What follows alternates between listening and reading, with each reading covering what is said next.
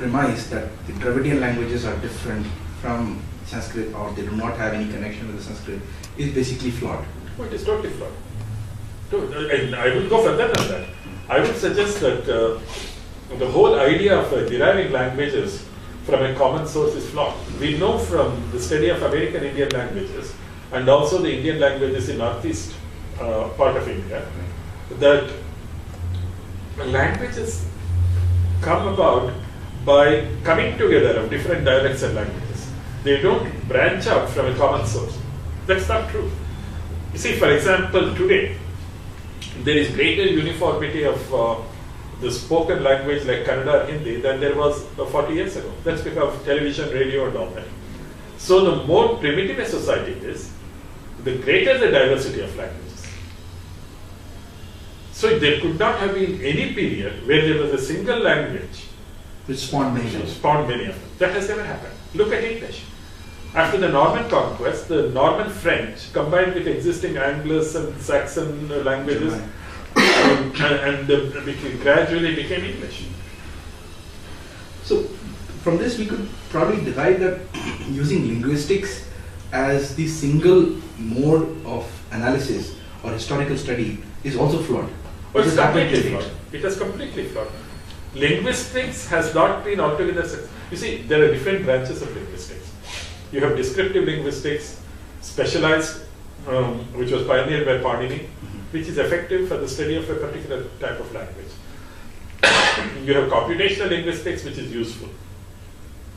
Okay, and then you have generative grammar, production, various things that we use in computational logic and all that, which are useful. But we are talking about philology, which is comparative linguistics based. And if it is useful in a comparative study of languages, I have no argument with it. But to say that should be the arbiter of historical studies, I think is outlandish.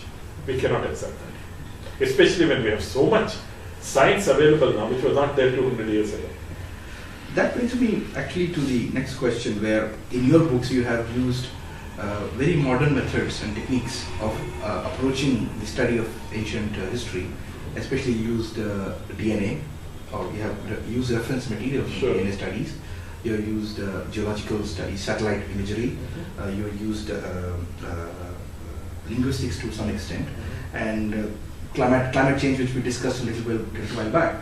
So how has all this evolved to help the science? Study of history has become more of a science now than basically conjecture or study of arts or subject of arts anymore. No, I think it is still only supplementary. And what we should, for example, you refer to my book Saraswati River and the Vedic Civilization, which came out in 2006. Right.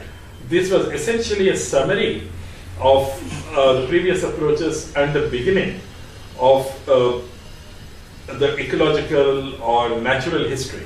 So in my next project, which is a 4-volume work called A People's History of India, Indian Civilization, the first volume will be on the origin and growth of the Vedic civilization.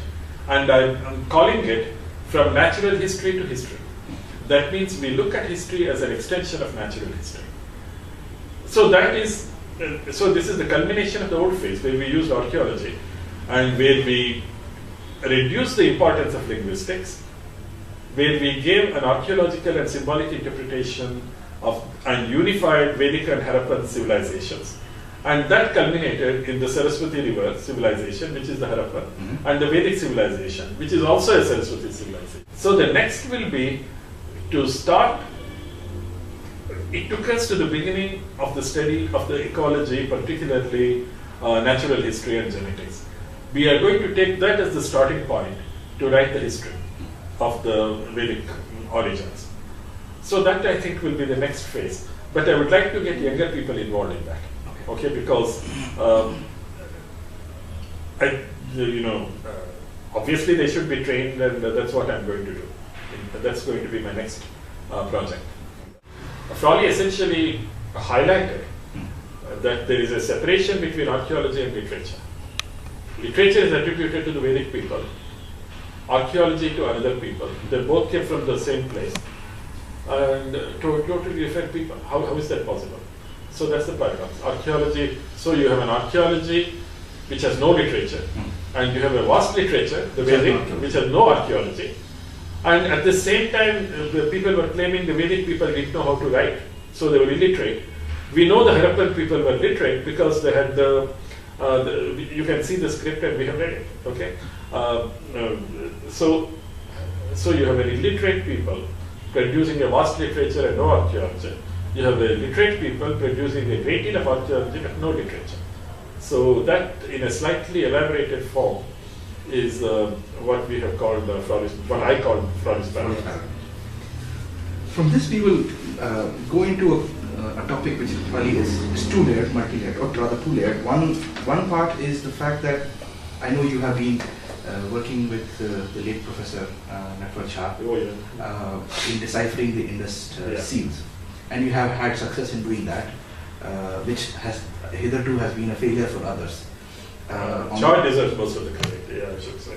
I organized it, And on the other side, there is the connection between the decipherment of the language that you deciphered is very closely linked to Sanskrit. It is Sanskrit. So, it's a late Vedic Sanskrit. Right. And the approach that you have taken is which is dramatically opposite to the others. Correct.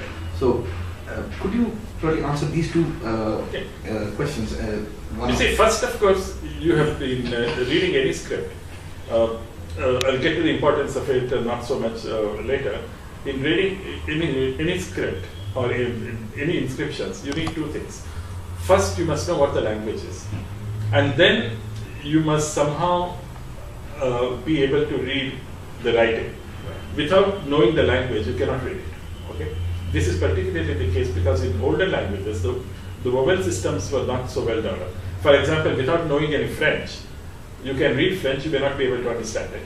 Similarly, if you can read Devanagari, you can read Marathi even if you don't know the language, even if you just know Hindi. But that's not possible with scripts of this kind. So we used indirect methods, I did primarily, which I assumed it, to demonstrate two things. That one, the language had to be Sanskrit of the Sutra period. That by Sutra period means, the sutras came after the Brahmanas, more or less contemporary with the Upanishads. Yeah. So the language is close to Upanishads. From that, so we had that. After that, we made a comparison with the Brahmi, and gradually we were able to fill in the details. So it is not as advanced as the later, like the Brahmi script, but it's more primitive than that. But it's more advanced than its contemporaries to the West, like the Sumerian and all that. So it is essentially a proto-alphabetical system from which Brahmi could have evolved. We will discuss it in more detail in my next book. But as to the importance of it, I feel that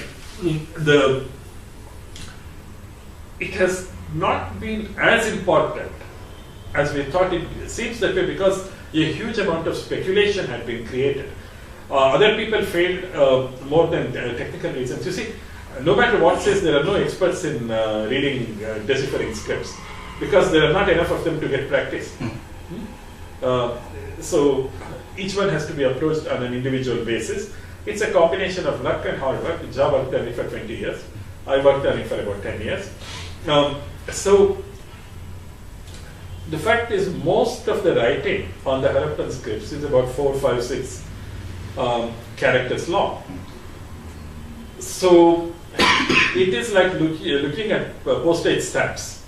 Okay. For example, if you look at all the postage stamps in India over the last 50 or 60 years, that will give you an idea of who are the important people, important events, the Olympics, somebody won a test match, this kind of information. But at best, it can supplement the literary records from the last 50 years.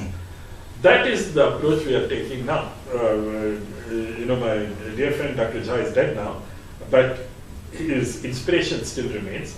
And we both came to the conclusion that at best our deciphered readings can supplement and support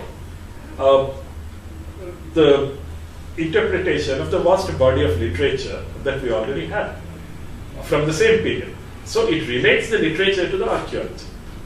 So the history can be constructed from the literature. And another very important thing which Jaw did, which Frawley, for example, feels is even more important than his reading of the script, is the interpretation of the symbolism on the Harappan seals, the iconography. That Frawley is writing a book on that subject.